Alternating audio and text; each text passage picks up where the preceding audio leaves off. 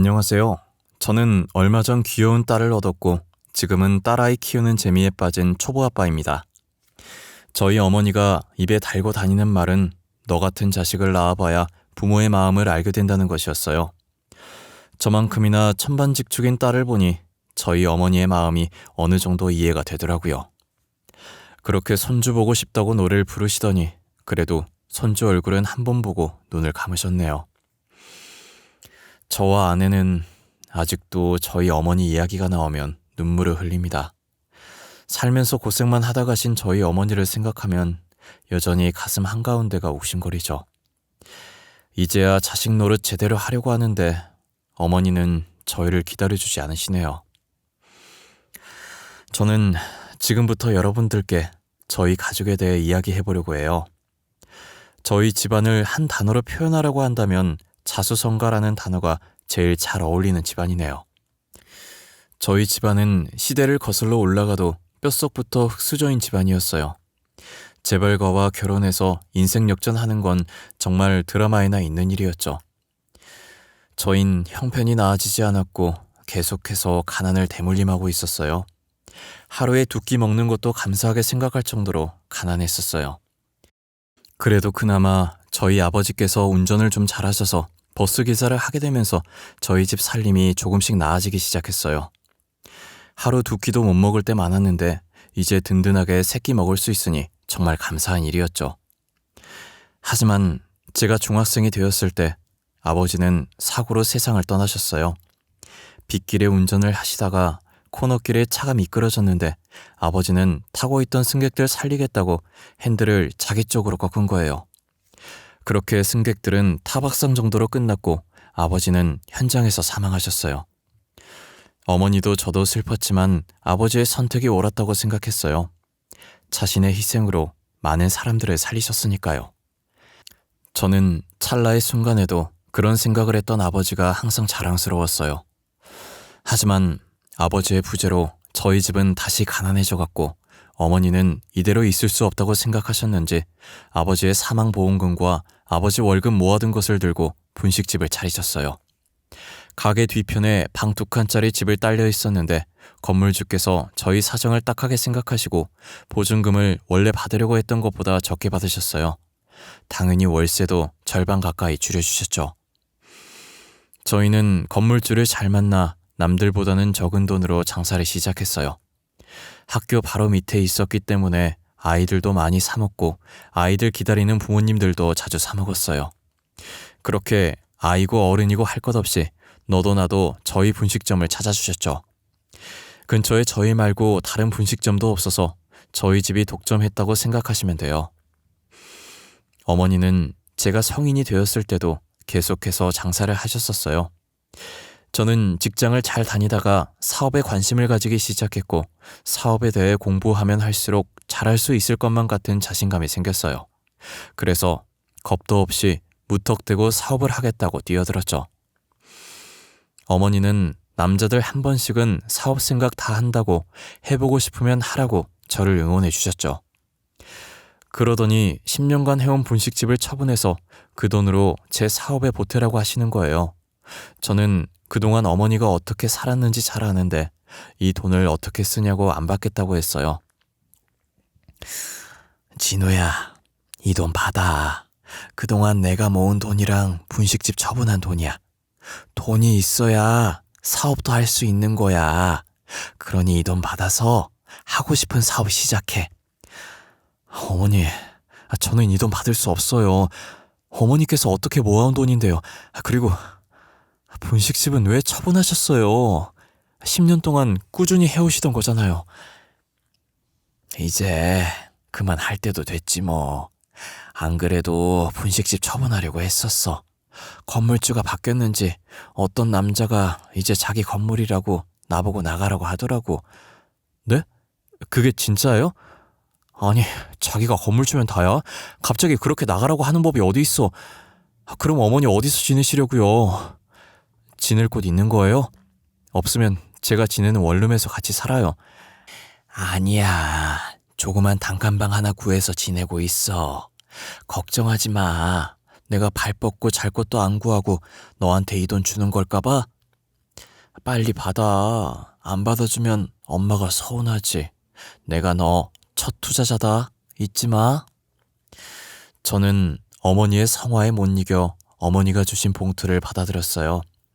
2번은 없다는 각오로 악착같이 준비해서 사업을 시작했어요. 저는 발에 땀나도록 뛰어다니며 여러 투자자들을 만나 기획안을 돌렸어요. 며칠간 아무에게도 연락이 없어서 이대로 시작도 못 해보고 포기해야 하나 싶었는데 저를 투자해주겠다는 사람들이 하나둘씩 나타나게 된 거예요. 저는 투자자들 덕분에 운 좋게 사업에 성공할 수 있었어요. 어머니께서 분식집을 운영했던 것처럼 저도 음식 사업을 했어요. 요즘같이 바쁜 현대인들이 퇴근 후 집에서 혼자 밥 차려 먹기도 귀찮아하기 때문에 간단하게 먹을 수 있는 즉석식품들을 만들어서 팔았어요.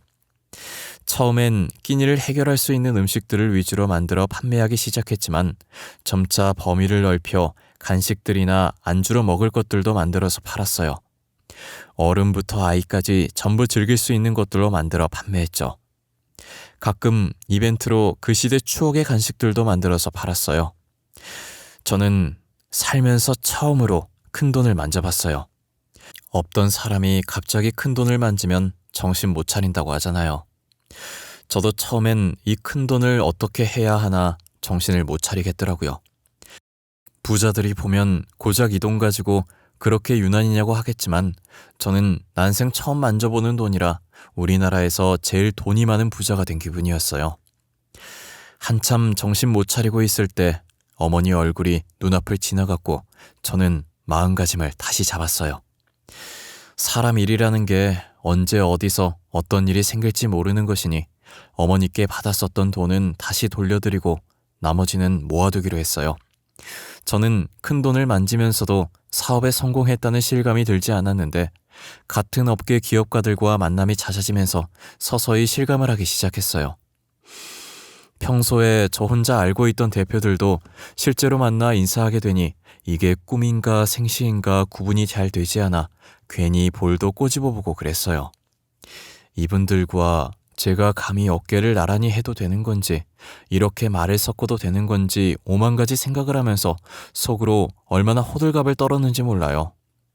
그분들과 인사하면서 악수하는데 손끝이 찌릿찌릿했어요. 그래도 처음이 어색하지 몇 번 그런 모임에 참석하고 나니 나름 적응이 되더라고요. 아무래도 사업을 하려면 인맥이 있어야 해서 귀찮아도 인맥을 쌓기 위해 모임을 빠지지 않고 나갔어요. 경험이 쌓이면서 시야도 넓어지고 긴장도 되지 않았고 천천히 주변을 둘러보는 여유도 생겼죠. 그래도 몇 번 나갔다고 사람들이 저를 하나둘씩 알아보기 시작하더라고요. 항상 제가 먼저 가서 인사하고 말 걸었는데 이젠 제게 먼저 말 걸어주시는 분들도 계셨어요. 역시 말을 해보니 원래 부자였던 사람이랑 이제 돈 조금 만져본 사람이랑은 확실히 달랐어요. 그분들과 제가 사는 세계는 정말 천지 차이더라고요. 저는 그 사이에서 주눅들 뻔했지만 모르는 건 모른다고 당당하게 나가기로 했어요. 모르는 걸 사실대로 말하고 새롭게 배우는 건 창피한 일이 아니잖아요. 용기가 없어서 모르는 걸 모른다고 하지 못하는 게 창피한 일이죠. 저는 모임에서 많은 것을 배웠고 또 특별한 인연을 만났어요. 그 인연은 바로 유명한 기업의 딸이자 지금 제 아내인데요. 아내는 당시 제가 재벌가들 사이에서 기죽지 않고 몰랐다고 또 하나 배워간다고 말하는 모습이 너무 당당해 보이고 보기 좋았대요. 보통은 기 죽이려고 일부러 하는 말들이어서 그들의 기에 눌려 주눅들기 마련인데 제가 오히려 능글맞게 웃으면서 당당하게 대처하니 멋있었다더라고요. 다른 사람들과는 다르다는 느낌을 받았고 그런 제게 반해서 적극적으로 대시를 했다고 하더라고요. 아내는 중요한 자리일 때만 부모님 얼굴에 먹칠하지 않으려고 명품으로 빼입고 다니지만 평소에는 부잣집 딸이라는 걸 까먹을 만큼 수수하게 지냈어요. 먹는 것도 고급진 레스토랑보다는 길거리 음식들을 더 좋아했죠. 떡볶이를 먹을 때 얼마나 행복해하는지 몰라요. 언제부터 떡볶이를 좋아했냐고 물으니 기억은 잘 안 나는데 중학생 때부터인 것 같대요. 비교적 최근에 장모님께서 돌아가셨는데 돌아가시기 전까지는 가끔 떡볶이를 사들고 집에 왔었대요. 그때 먹었던 떡볶이가 지금까지 먹었던 떡볶이 중에 제일 맛있었다고 하더라고요. 아내는 제게 이야기하면서 돌아가신 장모님이 생각난 건지 눈가가 촉촉해지더라고요. 저와 비슷한 아픔이 있는 아내를 제가 평생 보듬어주고 싶었어요. 아내의 가정사만 듣는 건 예의가 아닌 것 같아서 제 가정사도 이야기해줬어요. 아버지가 버스 기사셨는데 사고로 돌아가셨고 어머니는 최근까지 분식집 하다가 그만두셨다고요. 아내와 저는 서로의 아픔을 누구보다 잘 이해하고 보듬어 주었어요. 저희는 남은 인생 함께하자는 약속을 했고 결혼을 허락받기 위해 양가 부모님을 찾아갔어요. 어머니는 제가 좋으면 좋은 거라고 별다른 말 없이 흔쾌히 결혼을 허락해 주셨고 장인어른은 당연히 저희 집안을 마음에 안 들어 하셔서 결혼을 허락하지 않으셨어요. 같은 사업하는 사람으로서 집안이 얼마나 중요한지 잘 알지 않냐고 하시면서요. 저는 너무 잘 알기에 장인어른 말에 아무 말도 할 수가 없었어요. 제가 아무런 말도 못하자 늘 차분하고 조용하던 아내가 나서더라고요. 결혼은 제가 하고 싶은 사람이랑 하고 싶어요. 지금까지 아버지가 원하는 대로 다 했잖아요. 결혼만큼은 제가 하고 싶은 대로 하게 해주시면 안 돼요? 그래, 하고 싶은 사람이랑 해. 나는 하지 말라고 말린 적 없어. 대신 집안 괜찮은 사람들 중에 하고 싶은 사람을 고르란 말이야. 그게 그렇게 어려운 일이니? 네, 저한테는 어려운 일이에요. 사랑하지도 않는 사람과 어떻게 결혼해요? 아버지는 하실 수 있겠지만 저는 절대 할 수 없어요. 그러니 말리지 마세요. 네가 그렇게 나온다면야 말리지 않겠다. 너희 결혼해. 대신 너가 선택해야 할 것이야. 가진 것 없이 이제 막 회사 세운 저자를 선택할 건지 아니면 이 아비를 선택할 건지. 저는 진우 씨 선택할게요. 더 이상 아버지 소나기에 휘둘리고 싶지 않아요. 그동안 감사했습니다. 결혼식에는 안 오셔도 돼요. 저희들이 손잡고 입장할 거라 아버지 없어도 되거든요. 아내는 장인어른께 쌀쌀맞게 대답하더니 제 손목을 잡고 나왔어요. 한참을 걷다가 제 손목을 놓더니 한숨을 푹 쉬더라고요. 이런 모습 보여서 미안하고 이런 대우받게 해서 미안하다면서요. 저는 괜찮다고 예상하고 있었다고 아무렇지 않게 대답했어요. 장인어른께서 허락하실 때까지 기다려보는 게 어떠냐고 조심스럽게 물으니 절대 대답을 번복할 사람이 아니라고 단호하게 말하더군요. 다시는 안 보면 된다고 어차피 아버지에 대한 정이 없었다고 하면서요. 저는 아내가 저렇게 단호하게 말한 적이 처음이라 아무 말도 할 수 없었어요. 아내는 빈말이 아니었는지 정말 장인어른과 연을 끊었고 결혼을 할 때도 청첩장을 드리지 않았어요. 신랑 신부 입장도 따로 하지 않고 아내가 장인어른께 말한 대로 동시에 입장을 했어요. 저는 아내의 기분이 걱정이 되었지만 아내는 걱정했던 것보다 괜찮았고 마냥 해맑게 웃고 있었어요. 아내의 웃는 모습을 보고 아내만 행복하면 됐다며 저도 괜한 걱정하지 말자고 생각했죠. 저희는 결혼 후 어느 신혼부부보다 행복했어요. 제 사업도 계속 잘 되고 있었고 아내와도 한 번도 싸운 적이 없었죠. 그리고 무엇보다 저희 어머니와 아내 사이가 굉장히 좋았어요. 아내가 저희 어머니를 많이 존경하고 진심으로 좋아해줬거든요. 하지만 1년 후 한순간에 모든 것이 바뀌어버렸어요. 어느 날 갑자기 제가 만든 음식에 벌레나 철 같은 이물질이 나왔다는 문의글이 폭주하더니 다들 환불을 하고 저희 제품을 불매하겠다고 난리인 거예요. 고객들은 무작정 저희 회사로 물건을 다시 돌려보내고 돈 달라고 회사까지 찾아왔어요. 저는 영문도 모른 채 일단 환불을 다 해드렸고 어떻게 된 건지 원인을 찾아봤어요. SNS를 뒤져보니 어떤 사람이 증거 사진도 없이 저희 제품을 먹는데 벌레가 나왔다는 둥, 철 같은 게 나왔다는 둥 구구절절 자신이 피해 입었다며 글을 썼더라고요. 그 글을 본 사람들이 더럽다고 안 먹겠다고 환불해달라며 난리를 친 거였어요. 어떻게 증거 사진도 없는 저 글 하나로 이렇게까지 된 건지 모르겠지만 일단 이를 수습하기 위해 환불을 진행했어요. 하지만 제가 환불을 해줌으로써 잘못을 인정한 게 되어버렸고 제가 입장문을 적어도 아무도 봐주지 않았어요. 결국 저희 회사는 2달도 못 버티고 부도 처리가 되었죠. 결혼 후 한창 신혼을 즐겨야 할 시기에 회사가 망하게 되었고 사업하면서 가졌던 것보다 더 많은 것을 토해내야 했어요. 투자자들은 집까지 쳐들어와 돈 될 만한 것들도 다 가지고 갔어요. 저희 아내가 저와 결혼하기 전에 샀던 명품들도 다 가지고 가버렸어요. 이건 제 사업과 아무 상관없는 물건들이라고 필사적으로 말렸지만 소용없었죠. 아내는 괜찮다고, 우리도 억울하지만 저 사람들도 어떻게 보면 피해자 아니냐고 가지고 가게 놔두라고 하더라고요. 저는 너무 미안해서 아내의 얼굴을 똑바로 볼 수가 없었어요. 아내는 계속 괜찮다고, 재벌과 사이에서 기죽지 않고 당당하던 사람 어디 갔냐고 매력 없어지려고 한다면서 괜히 장난을 치며 저를 다독였어요. 집도 경매로 넘어가 버려서 저희는 결국 어머니 집에서 생활하게 되었어요.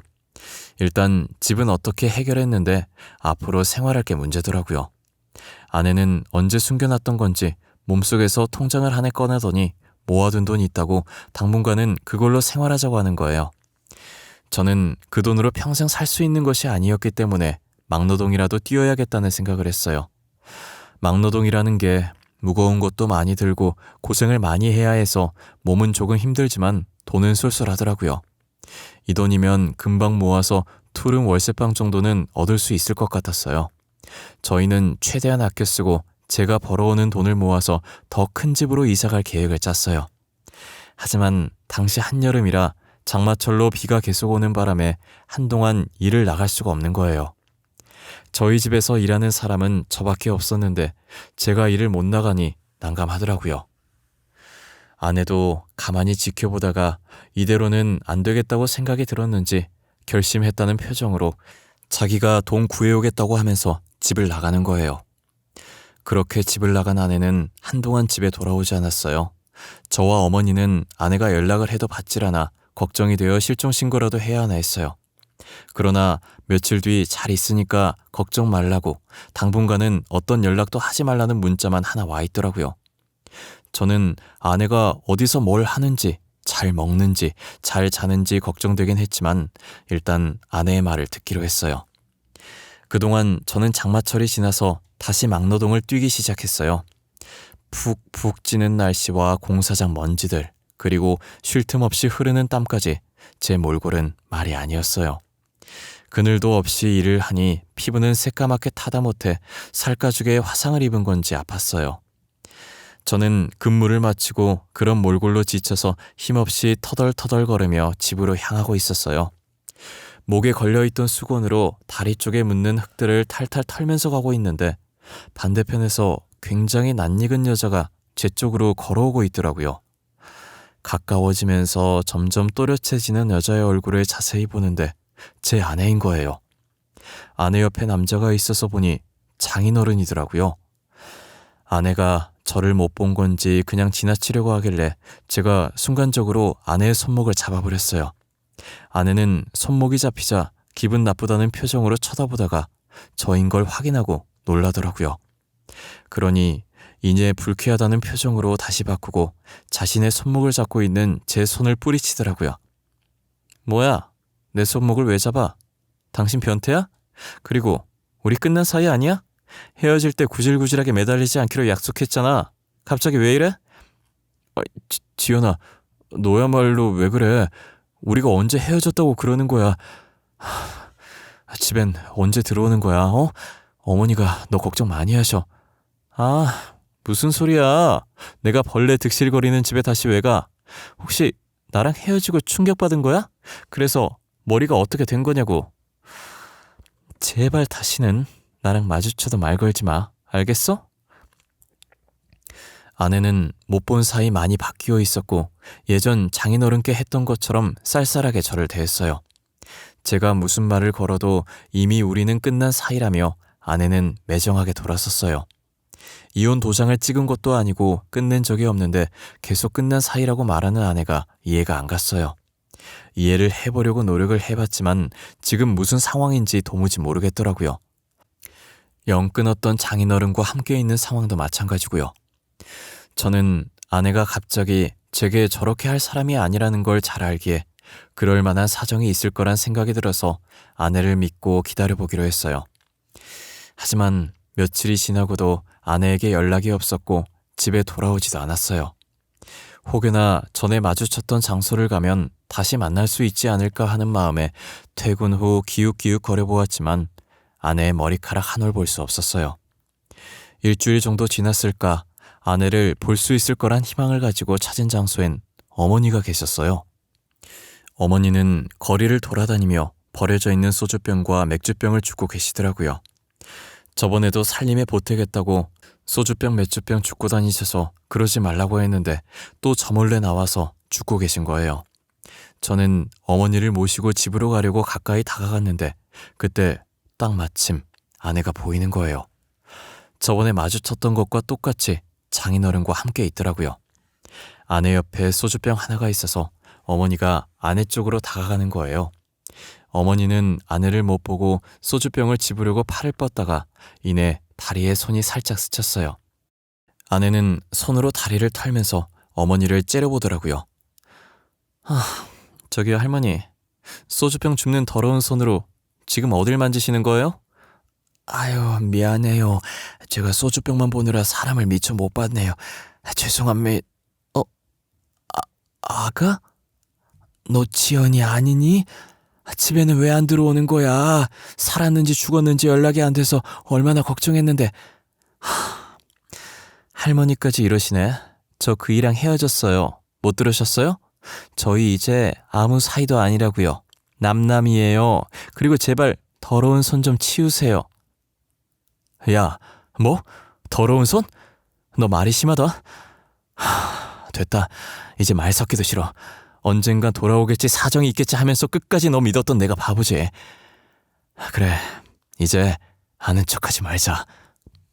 저는 어머니께 막말하는 아내에게 참을 수가 없었어요. 저한테나 어머니한테나 상처 주는 말 아무렇지도 않게 하면서 남남이라고 강조하는데 아무래도 이혼을 원하는 것 같아서 아내 뜻대로 해주기로 마음먹었어요. 저는 이혼 서류를 작성해서 나머지 반 채워서 제출하라고 아내의 집으로 서류를 보냈어요. 몇 번이고 이혼 서류를 보냈지만 답은 돌아오지 않았어요. 그러다 한 달이 지나고 아내가 다시 집으로 돌아온 거예요. 어머니는 잘 돌아왔다며 아내를 반기는데 저는 저희에게 막말하던 아내가 반갑지 않았어요. 남남이라고 매몰차게 굴 땐 언제고 여기는 어쩐 일로 오셨대? 아, 드디어 이혼 서류 작성해서 가지고 온 거야? 한 달이나 지나서? 여보, 그런 거 아니야. 내가 다 사정이 있어서 그랬어. 당신한테도 어머님한테도 너무 미안해. 어머님, 막말해서 죄송해요. 그때 한 말은 마음에도 없는 소리였어요. 저도 어쩔 수가 없었어요. 아내는 자신이 저희에게 막말을 할 수밖에 없었던 이유를 말하기 시작하더라고요. 장인어른이 마지막 기회를 주겠다고 지금이라도 저희를 버리고 집으로 돌아오면 재산을 남겨주겠다고 했다더라고요. 그때 장인어른은 병에 걸려 있어서 살 날이 얼마 남지 않았었대요. 죽기 전에 재산 분배를 해야 하는데 그 돈이 전부 장모님 돈이었다고 하더라고요.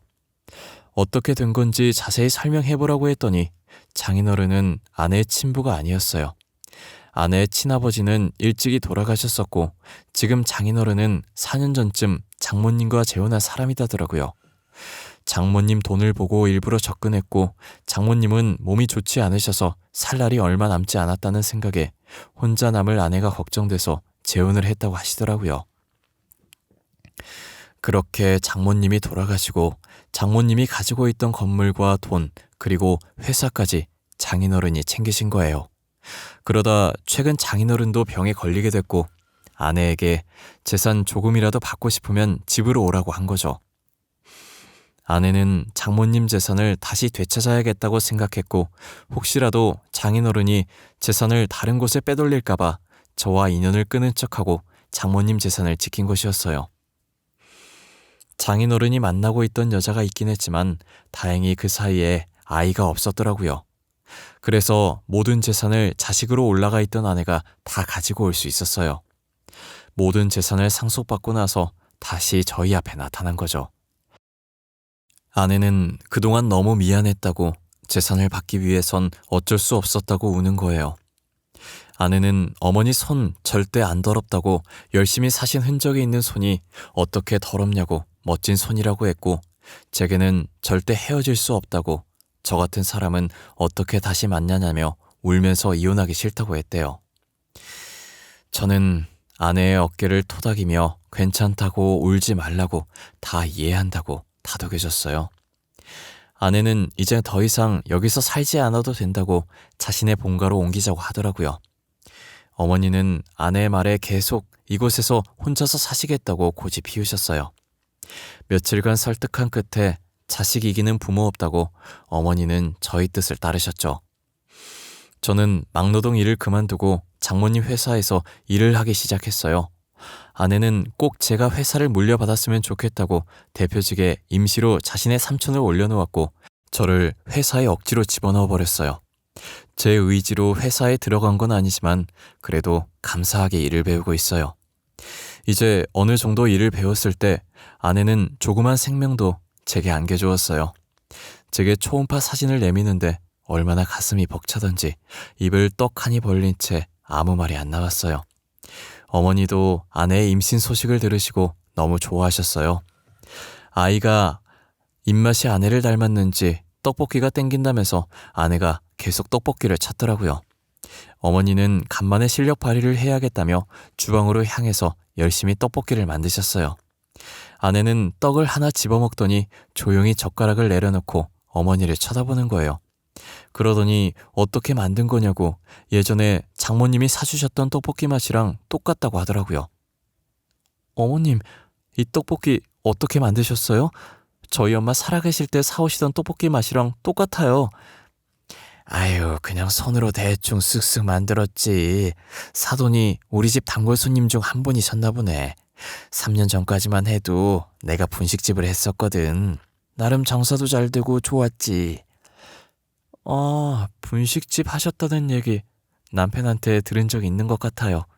저희 엄마가 어머님 가게에서 사오신 거구나. 어떻게 이런 인연이 다 있지? 세상 참 좁다, 안 그러니? 건물주 사장님이 여자였는데 지금 보니까 너랑 똘 닮았구나. 학교 앞이라 장사 잘 됐었어. 건물주가 남자로 바뀌면서 장사를 접었지만 참 추억이 많은 가게였어. 남자로 바뀌었다고요? 어머님께서 3년 전에 일 그만두셨다고 했으니 어머님 혹시 그 건물 띵띵 초등학교 앞이셨어요? 그럼 저희 엄마 건물인 것 같은데. 알고 보니 어머니께서 장사했던 건물이 장모님 건물이었고 저희에게 인정 베푸셨던 분이 장모님이셨어요. 어떻게 이런 우연이 다 있냐면서 세상이 좁아도 이렇게 좁을 수 있냐며 서로 신기했어요. 그리고 저희 어머니를 가게에서 내쫓은 건 장모님 재산을 가진 장인어른이셨죠. 어머니와 저는 어떻게 건물 가지자마자 그렇게 매정하게 가게 빼라고 할 수 있냐고 괘씸해하고 있는데 아내는 우물쭈물거리면서 말을 할 듯 말 듯 망설이더라고요. 저는 하고 싶은 말 있으면 하라고 했고 아내는 어차피 이제 죽고 안 계시니 다 말하겠다고 하더라고요. 그러더니 제 회사가 망한 것도 다 장인어른 때문이라는 거예요. 증거 사진 없이 저희 회사 제품에 대해 떠들고 다닌 게 장인어른의 짓이었대요. 알바를 고용해서 그런 글들을 쓰게 하고 주문했다가 취소시키게 만들었어요. 아내도 다시 집에 들어갔을 때 장인어른에게 직접 들었다고 하더라고요. 우리처럼 힘 있으면 누군가를 한순간에 망하게 할 수 있다고 저들처럼 힘 없으면 당하는 거라고 했대요. 아내는 그 말을 듣고 자기도 아무것도 가진 것 없이 장모님 돈으로 누리고 있으면서 약자들을 괴롭힌다면서 속이 들끓었다고 하더라고요. 하지만 괜히 장인어른 심기 건드렸다가 아무것도 못 얻고 쫓겨날까봐 아무 말도 못했대요. 사람이 어떻게 그렇게까지 못될 수 있나 모르겠어요. 그러니 하늘이 노하셔서 천벌을 받아 병으로 일찍 죽은 거겠죠. 저는 장인어른처럼 살고 싶지 않았고 절대 그렇게 살지 않으리라 마음먹었어요. 지금도 항상 그 마음을 가지고 기부도 많이 하고 보호가 필요한 사람들을 도와드리고 있어요. 이제 지켜줘야 할 아이까지 생겼으니 좋은 아빠, 좋은 남편이 되려고요. 며칠 전 아이가 태어났는데 다행히 아내를 닮아 너무 이쁘더라고요. 하지만 저희는 아이가 태어난 기쁨을 온전히 누리지 못했어요. 저희 어머니께서 아이를 보고 이틀 뒤에 돌아가셨거든요. 어머니께서 당뇨가 있으셨는데 저희한테 짐들까봐 말을 안 하셨더라고요. 그렇게 저희에게 티도 안 내고 혼자서 아파하시다가 주무시면서 돌아가셨어요. 어머니 사망 소식에 저보다 아내가 더 많이 울었어요. 저번에 길거리에서 어머니께 마음에도 없는 소리 한 개 계속 걸렸던 거예요.